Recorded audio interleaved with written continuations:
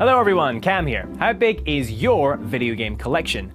How does 6,850 games, 330 consoles, 220 controllers, and 185 accessories sound?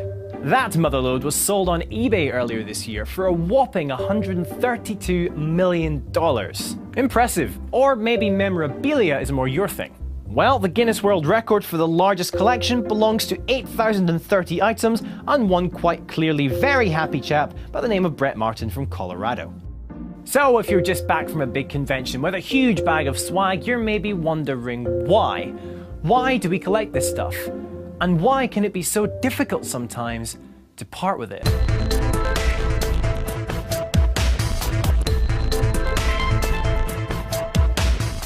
Well, generally there are three reasons we like to collect and hold on to things. Either we think we might actually use it or sell it on later, maybe it's got some sentimental value, or perhaps we just spent a buck ton of money on it. What about you, GameSpot editor Peter Brand? Collecting video games is partially linked to sort of a hunt for nostalgia, reliving certain games I had as a kid. But it also comes down to, I think, preservation.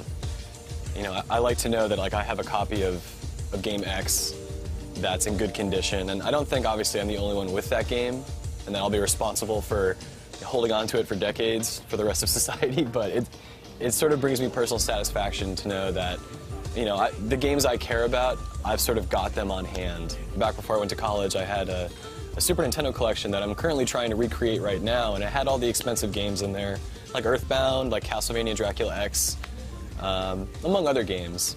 And looking back now in retrospect, those games have gone up, almost triple in value. And I'm just thinking, why the hell did I even sell that? So now I try to avoid getting rid of games if at all possible.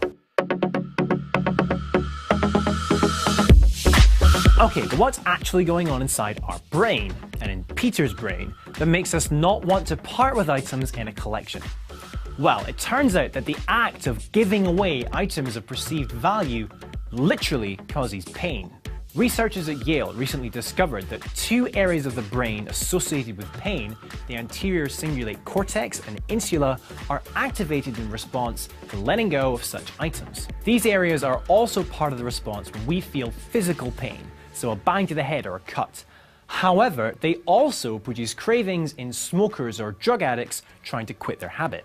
In a great article, Why It's Hard to Let Go of Clutter, Dr. Kelly McGonigal explains that the simplest way to think about this region of the brain is that it creates the signal of something's wrong.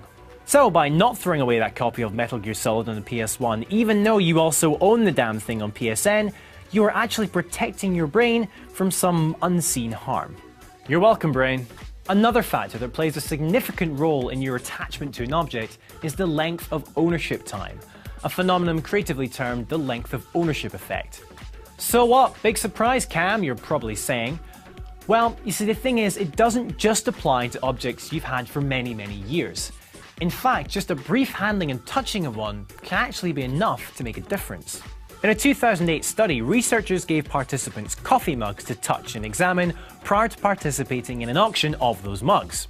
The duration of time given to handle the mug was varied though, and when it came to auction time, those who had handled them for longer actually bid more.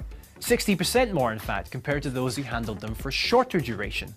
So the longer you touch and handle an object, the higher value you assign to it. This could also go some way to help explain why boxed copies of games tend to mean more to some people than digital copies. Okay, but what does this really matter? I mean, what's the harm in hoarding? Well, if you keep them out of sight and out of mind in some closet somewhere, probably not much at all. However, if you keep them on your desk and in your work area, having lots of items around you can actually inhibit your ability to concentrate.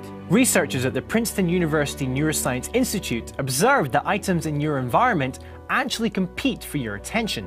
So a cluttered desk, for example, can seriously inhibit your ability to focus, and the act of trying not to pay them attention can actually wear down your mental resources, leading to frustration.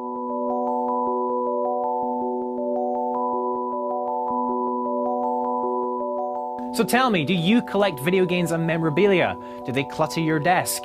And how do you feel when faced with giving one of them away? Let me know in the comments down below or by tweeting me directly at CamFrazRob using the hashtag GSReality. Thanks for watching, guys. I'll see you back here next Sunday for more Reality Check.